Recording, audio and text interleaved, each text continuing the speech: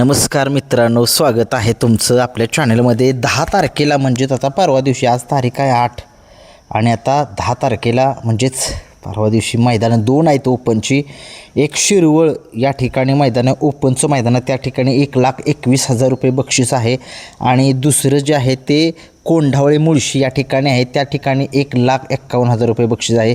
दोन मैदानं टॉपची आहे ती 10 तारखेला आणि महाराष्ट्रातली सगळं टॉपचं बैल त्या दोन्ही मैदानामध्ये पळताना दिसणार आहेत। आणि दोन्ही मैदानामध्ये कुठले कुठले नंदी पळताना दिसणार आहेत तर मी तुम्हाला माझ्या एका चॅनलवरती सांगेन।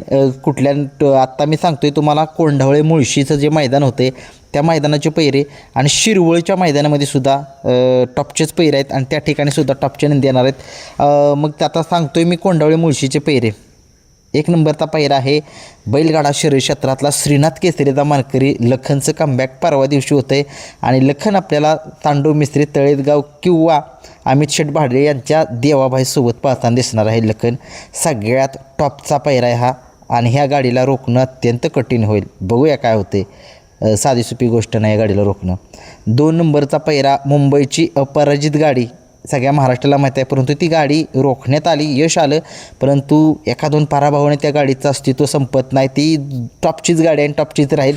भुंगा साईराटची गाडी, मुंबईची टॉपची गाडी ही आपल्याला कोंढावळे मुळशीच्या मैदानामध्ये पळताना दिसेल, कारण की 3 फेऱ्यामध्ये टॉपचं मैदान आहे। आता त्याच्यानंतरनं एक टॉपची मैदान जी आहेत ती कमी येतात, पेडगावच आहेत अशा टॉपचं नंतरनं, परंतु परवा दिवशी जे मैदान होते त्या मैदानामध्ये भुंगा सायराटची गाडी आपल्याला पळताना दिसू शकेल। 3 नंबरचा पैरा जो आहे तो शॉटगन मेहरबान आपल्याला पळताना दिसेल आणि चिक्या ही गाडी एकदा पळाली होती आणि त्या ठिकाणी या गाडीनं वर्चस्व 1 नंबरचं पटकावलेलं होतं आणि पुन्हा एकदा तीच गाडी आपल्याला पळताना दिसू शकेल त्या मैदानामध्ये। बघूया कशा पद्धतींचा वेग जो आहे तो धारण करू शकेल ही गाडी। भुंगा सायराट तर टॉपच्याच पैरात आहे, मेहरबान आणि चिक्या ही सुद्धा एक टॉपचीच गाडी आहे त्या मैदानाची।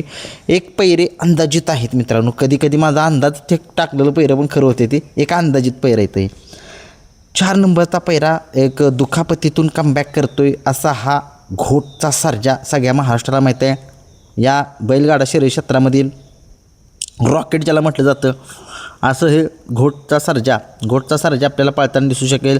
10 सरकार यांच्या सर्जासोबत एक अपराजित गाडी आहे ही सुद्धा, आणि चांगली कामगिरी केली आणि चांगल्या कामगिरीच्या जोरावरतीच ही गाडी जी आहे त्या दहशत आहे या गाडीची आणि ही गाडी आपल्याला त्या मैदानामध्ये पळताना दिसू शकेल आणि टॉपचीच गाडी आहे, बघूया काय होते काय नाही। आपल्याला 5 नंबरचा पैरा या बैलगाडा शर्यत क्षेत्रामधील मुंबईचा टॉपचा नंदी, ज्या बैलाने संबंध महाराष्ट्रामध्ये थारची गाडी जिंकली असा हा शंभू आणि रायबामधला तो रायबा आपल्याला पळताना दिसू शकेल।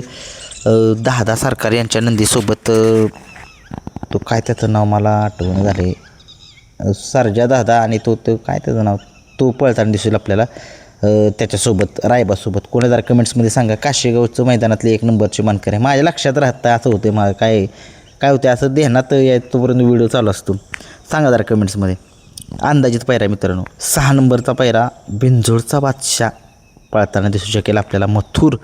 मथुर आपल्याला शंभूसोबत पळताना दिसेल, थारचा मानकरी होता, मुंबईचं मैदान झालं होतं त्या मैदानामध्ये पुन्हा एकदा हीच जोडी आपल्याला पळताना दिसेल। काय गाडी पळते मित्रांनो, आणि 2 नंबरची मानकरी झाली होती आता मुंबईचं जे मैदान झालं होतं मोठं त्या मैदानामध्ये पुन्हा एकदा राहुलदादांचा महाराष्ट्राचा लाडका या बैलगाडा शर्यत क्षेत्रामध्ये ज्या बैलाने संबंध महाराष्ट्रामध्ये एक नाव कमवलं, नाव मिळवलं, राहुलदादांचं नाव संबंध महाराष्ट्राच्या कानाकोपऱ्यात पोचवलं असा हा बिंजोडचा बादशाह, भारत केसरीचा मानकरी, हिंद केसरी आपल्याला मथुर पळताना दिसेल। शंभूसोबत एक अंदाजित पैरा आहे मित्रांनो, बरं का, मला असं वाटतं पळताना दिसेल त्या मैदानामध्ये।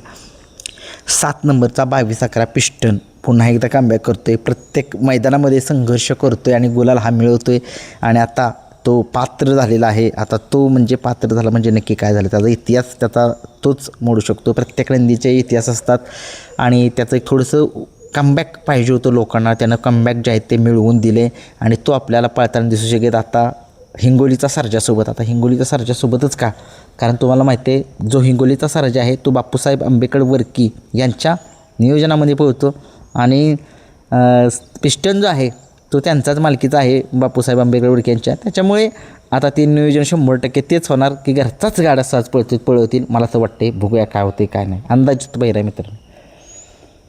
8 नंबरचा पहिरा जो आहे तो मित्रांनो शिरवळच्या मैदानामध्ये सुद्धा ही गाडी पळताना दिसू शकेल किंवा कोंडावळे मुळशीच्या मैदानामध्ये सुद्धा पळताना दिसू शकेल. गाडी आहे सावकार आणि रैनाची गाडी. सगळ्या महाराष्ट्राला माहीत आहे काय गाडीची दहशत आहे. या टॉपची गाडी आहे ही आणि हीच गाडी पळताना दिसू शकेल कुठल्याही मैदानामध्ये त्याच दिवशी शिरवळ किंवा कोंडावळे मुळशीच्या. बघूया काय होतं. 9 नंबरचा पहिरा या बैलगाडा शर्यत क्षेत्रामध्ये ज्या बैलाने शंभू बाजी ग्रुप खडकवासला यांचं नाव संबंध महाराष्ट्रामध्ये पोहोचवला असा संघर्ष योद्धा बुलेट आपल्याला पाहताना दिसू शकेल. शाहिद बाय मुलाने नातेपुतेकरांच्या हिंद केसरी सचिन आणि बुलेट हे नियोजन मला वाटते जुळलं पाहिजे. बघूया काय होतं. 10 नंबरचा पहिरा सुंदर बॉस आणि आपल्याला तो सुंदर बॉस जो आहे तो मला असं वाटतं की तो एक नवीन चेहऱ्यामध्ये असू शकतो. जरा पहिरा सांगा. पहिरं एवढं सुंदर बॉसवर कोण पळतं एवढं मला माहीत नाही, सांगा जरा. 11 नंबरचा पहिरा बकासूर पाळणार आहे त्या मैदानामध्ये किंवा शिरवळच्या दोन्हीपैकी एका मैदानामध्ये पाळणार आहे मित्रांनो. कुठं पळेल परवा दिवशी बकासूर जरा कमेंट्समध्ये सांगा. बकासूरचा पहिरा कोण आहे? बकासूरचा पहिरा गुपित आहे. बकासूरचा पहिरा एक अंदाज सांगतो आहे मित्रांनो. मला काहीच माहीत नाही बकासूरचा पहिरा, पण मला असं वाटते मी एक तुम्हाला सांगू शकतो की हा पहिरा असण्याची दाट शक्यता आहे बरं का. मला काय माहीत नाही, पहिराच माहीत नाही मला. आणि कुणी म्हणतात की कशाला सांगत बसला अंदाज सांगतो आहे. आपल्या बकासूरकडे धमक आहे. पहिरा 10 दिवस आधीच असू दे कळू दे तो करतो म्हणजे करतो नंबर. त्याला सांगतो म्हणजे मला एक वाटते की तुम्ही आत्ता मैदान झालं बघितलं पुण्यातलं आत्ता कालचं मैदान झालं. भावाने आणि बकासूरनं त्या नंबरमध्ये 2 नंबर मिळवला आणि त्या मुलाखतीत दैवत गोवेकर होते आणि हे नियोजन खूप चांगलं करतात. दैवत गोवेकर मास्टर माइंड त्यांना म्हटलं जातं बैलगाडा शर्यत क्षेत्रामधील आणि ते आहेतच. आणि त्यांचा जो छोटा सोना 50-50 आहे तो कदाचित दिसू शकतो बकासूरवर. मला असं वाटतंय पायरा फिक्स नाही मित्रांनो. मला असं वाटतंय नाही तर कोणी बी माणसं लई इधरे येते काय बी करू शकते ते. म्हणजे म्हणणार ह्यानंच पायरा पडला काय केलं असं केलं तसं काय नाही मित्रांनो. मला माहीत नाही. मी फक्त दैवत गोवेकर त्या मुलाखतीत मला दिसलं म्हणून मी आपलं म्हणतोय की असू शकतो बकासूरसोबत सोन्या 50-50 हातांनी आत्ता कोकणात गुलाल मिळवला आहे तर सोन्या 50-50 बारक्या छोट्या सोन्या 50-50. 12 नंबरचा पायरा जो आहे तो महाराज आपल्याला पळताना दिसू शकेल. साम्राज्यासोबत दिसू शकेल. त्यांच्याच घरच्या साजबत दिसू शकेल. बघूया काय होते काय नाही. आणि शेवट 13 नंबरचा पायरा ही गाडी शिरवळमध्ये पळू शकते किंवा कोंडावळे मुळशीमध्ये सुद्धा पळू शकते. कुठल्याही गाडी ही गाडी आहे सगळ्या महाराष्ट्राची लाडकी जोडी बुलढाणा एक्सप्रेस बाब्या आणि वेगाचा शेवट सर्जा. ही गाडी आपल्याला परवा दिवशी कदाचित दिसू शकते. मला वाटते असं कॉन्फिडन्स नाही पण वाटतं ही गाडी पळायला पाहिजे. या दोघांचा इतिहास सगळ्या महाराष्ट्राला माहीत आहे. ज्या जुन्या लोकांना माहीत आहे आम्हाला माहीत आहे. आदत सर्जा असल्यापासून गौतम भाई काकड्यांच्याकडे असल्यापासून तो कसा होता परत सरांच्याकडे आला तो कसा झाला नानांच्याकडे होता कसा काढवला नानांनी. म्हणजे सर्जाचा इतिहास लय मोठा आहे मित्रांनो. आणि या गाडीचा इतिहास खूप मोठा आहे. त्याचा सर्जाचा इतिहास सांगण्यापेक्षा बाब्याचा आणि सर्जाचा इतिहास खूप मोठा आहे गाडीचा. बघूया ही गाडी जर पळाली तर 100% मित्रांनो त्या मैदानामध्ये गुलाल मिळवले गाडी. सर्जाचा सुद्धा बॅड पॅच निघून जाईल आणि बाब्याचा बॅड पॅचसुद्धा निघून जाईल. एक बॅड पॅच नाही म्हणता येत परंतु एक महाराष्ट्राची इच्छा आहे की ही गाडी पळावी मित्रांनो. बघूया काय होते. ही होते कोंडावळे मुळशी या मैदानातील पैरे. अंदाजित पैरे आहेत मित्रांनो, अंदाजित. आणि काय खरेसुद्धा ठरतील काय सांगू शकत नाही. आपलं पैरं कधी अंदाज म्हणते ते की ते आंधळ्याचा कशा हात जाऊ ते नको विषय तसं बी होऊ शकेल. असू द्या.